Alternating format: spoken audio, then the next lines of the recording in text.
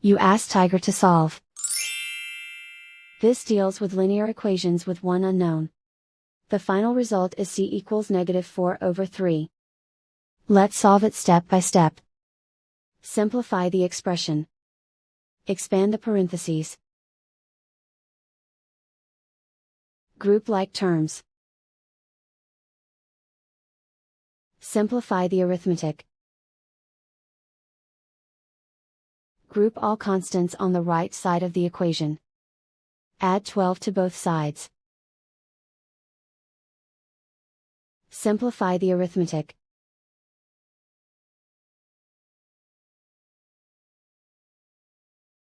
Isolate the c. Divide both sides by -9. Cancel out the negatives.